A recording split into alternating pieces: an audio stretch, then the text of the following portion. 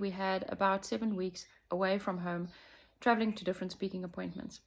The challenge with that is that the result was me spending a couple of hours in the garden yesterday.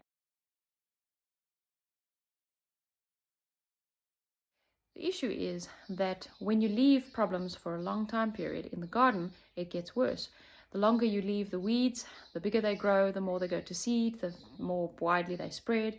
The longer you leave that trailing kind of grass to make new offshoots and grow into your flower beds, the harder it is to get rid of the issues and to sort it all out.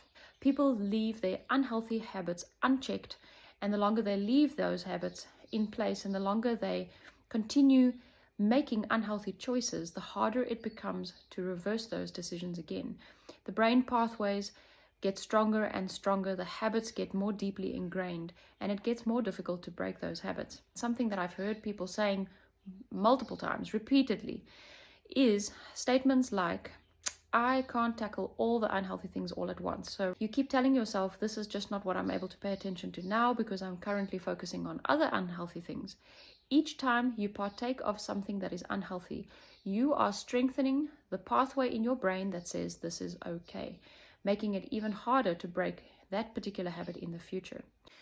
Friends, I really want to encourage you to rethink how you think about unhealthy habits. Instead of making a long list for yourself of all the different bad habits that you need to adjust and change, thinking about it as though it is a list of 15, 20, 30, 40 different processes and different tasks that you need to accomplish. Why don't you consider clumping those things together? Put all the bad stuff in one basket and consider thinking about it as though it is one decision. It is one task, one decision to say, I am going to say no to the things that are unhealthful. And that whole long list of toxins that we share so frequently on our website and other places is one list. It is one task. It is one decision to say, when I understand that something is bad for me, I'm going to say no to it. Every single time that you say no to something that is unhealthful, you are strengthening the part of your brain that is able to exercise self-control. And remind yourself as well on a regular basis that God has not said anywhere in the Bible, flee from one little evil at a time.